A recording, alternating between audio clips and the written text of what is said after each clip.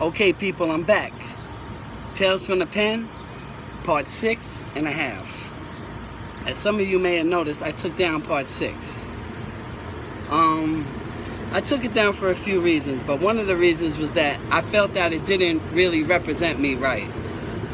I felt I was telling a tale that happened many, many years ago, and I didn't feel that it represented me right. When I started this channel, and I want to educate people, right? I do want to tell some stories about some things that I've seen. However, I want to do it to educate, and I felt that the last video really wasn't educational. It really was more of something that, I participated in that didn't, portray me in a good way. And that's kind of not what I want to put out there. So, to the 165 views and 165 people who did see the video, you got a bonus. To the ones who missed it, I'm sorry. Anyway, if you're new to the channel, please go down and hit subscribe. I've talked to a few people lately, and they've told me that they don't have YouTube, so they can't subscribe. People, all you have to do is sign up for YouTube. You just go to sign in, you use your email and a password. That's it. You don't have to sign up. There's no credit card. There's no nothing. I need some subscribers. Let's get some support, because I had a few people tell me that. Love you guys, but just sign up. Just go. Sign in, email, password, done. Also, if you're new to the channel, my name is Fred. I'm from Queens. And I tell a few stories here on this channel to deter the young. For people who want to hear stories as well, because there seems to be an audience for that as well. But I do this for the kids. I do this for people who think it's cool to go to prison and cool, the stories that they hear about prison. I'm here to tell you that prison sucks. Prison life sucks. Prison mentality sucks. And that's what I'm here to share with you. So if you're new to the channel, that's here what I do. I basically tell a few stories about what I've seen and what I've went through. Try to give some jewels to this younger generation. That's what I do. It's weird because I went to prison, and by 17 I was in prison for murder. And I think now, and I think back, and I say to myself, I never made it to 11th grade. And I say that, it's because a lot of the dumb choices and a lot of decisions that I've made in life. It's a lot of choices and decisions that, I knew the difference between right and wrong. I just always chose to ignore it. I always just chose to ignore it.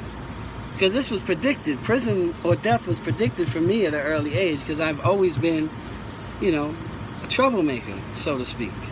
I've always just been into stuff. Anything that happened in the neighborhood, I was probably involved with.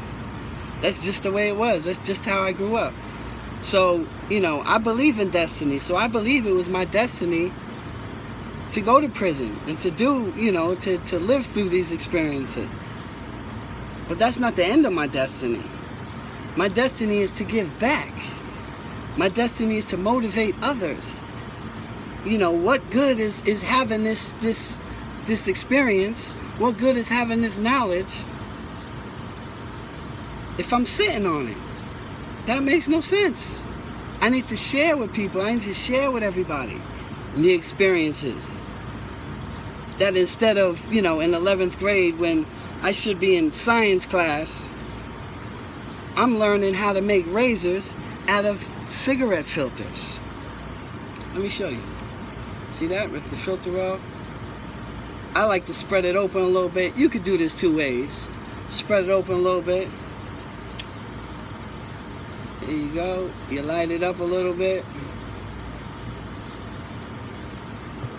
You squish it down. See that black part right there? Razor. Yeah, this is stuff I was learning. Let me show you my science class.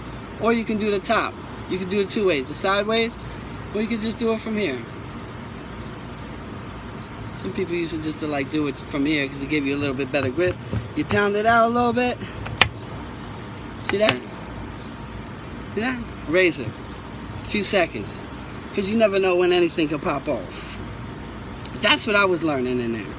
You never know when something's going to pop off, so you always had to be prepared. I always carried something with me when I was in the penitentiary because I had a motto. And a lot of people will understand this who've been in the penitentiary. I'd rather get caught with it than without it. Let's rewind that. I'd rather get caught with it than without it. Right? Always had to have something on you at all times. That's just the way it was. You run the risk of getting caught, going to the box, and going to solitary, but you know what? If you don't have it and something jumps off, you might die. Box time, death. I'm going with the box.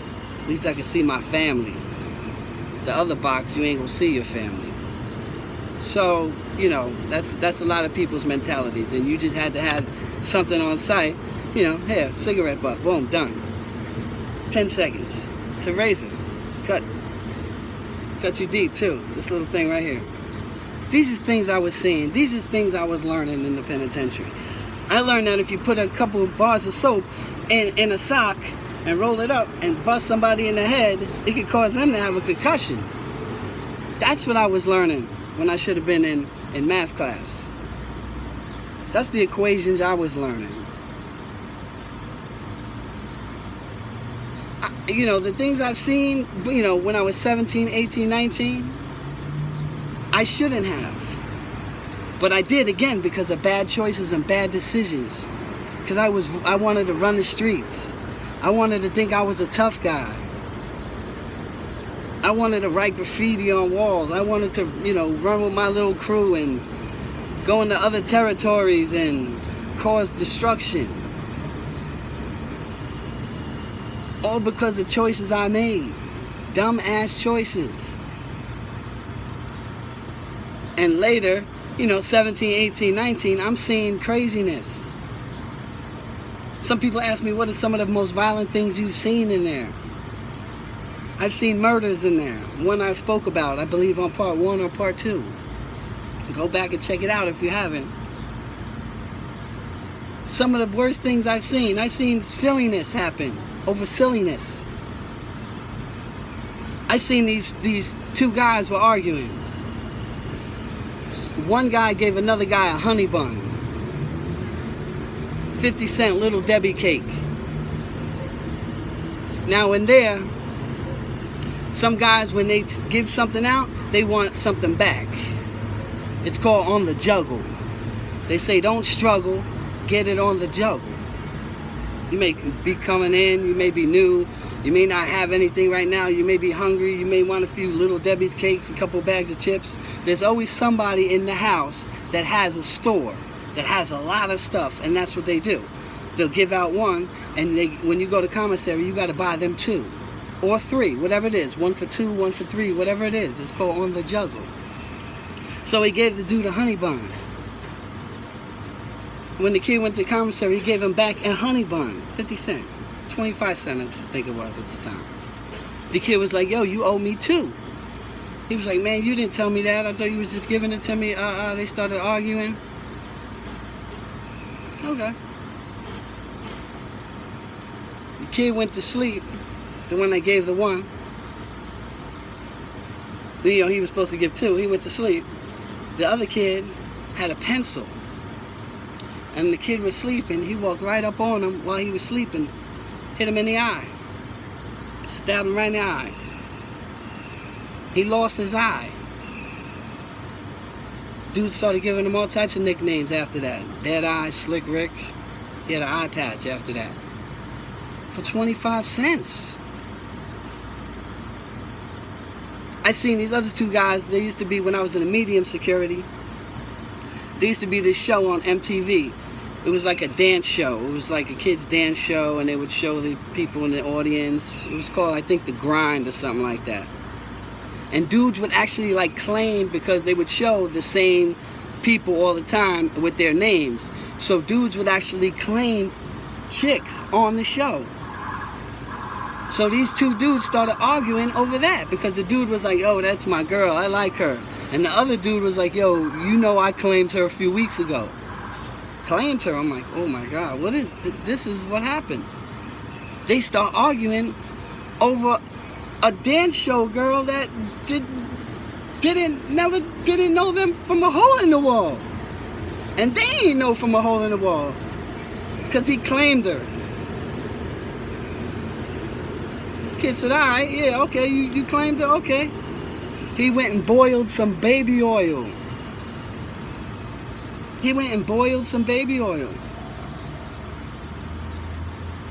Came back and threw it in the kid's face.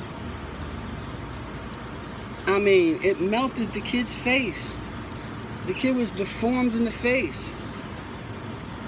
Over an argument over a TV girl, of a dance show that nobody knew. Is this, for this young generation, is this what you really want to see? Is this what you really want to go through? It's not something pretty. It's not something nice. I've seen things I shouldn't have. But again, going back to destiny, I seen all this so I can spread this word. That's how I'm looking at it. I seen this madness. And what can I do with this madness? Share it with you. Sharing it for people who think jail is cool. Sharing it for people who haven't been told the truth. Sharing it with people who want to believe that everything is fine in the penitentiary and you're going to be good. You may be good, but you have to carry yourself in a certain way. You have to become something. I don't know if you're ready to become some of the things that these people become. Two other dudes was arguing one time over knuckles. We used to play these games in there, play card games, and then you play them for knuckles. So whoever loses has to hold out his hand, and the other person takes the deck of cards, squeezes them tight, the whole deck, and smashes their knuckles. You may pay for 5 knuckles, 10 knuckles a game. Put your fist out, boom, boom, boom. Guys' hands will swell up. These other two dudes was like, okay, let's play for the scrub brush. These guys would actually do that and then take the scrub brush, which is big and wood, heavy, and smash the other dude's knuckles. Basically break your hand. 90% of the time you're breaking your hand. These guys used to play cards and the loser gets smashed with knuckles. So these two dudes started arguing. He said, man, I'm not doing that. You ain't gonna break my hand. Nah, you ain't doing that. He said, oh, okay, no problem. Later on that night, the same kid that said he ain't doing it was sitting in front of the TV. The other kid came from behind with scissors. One in one hand, one in the other. Like he broke a pair of scissors, had one here, came up behind him, boom, in the temple. One of them came out the dude's head and the other one was stuck in his head. Messed him up for a long time. Is that what you want to see? Is that what you want to go through? I don't think so. It's not worth it. Somebody disrespect you, the reality is you have to ask yourself, is it worth it? Is it worth the rest of your life in prison? Is it worth somebody dying for? Both those answers should be no.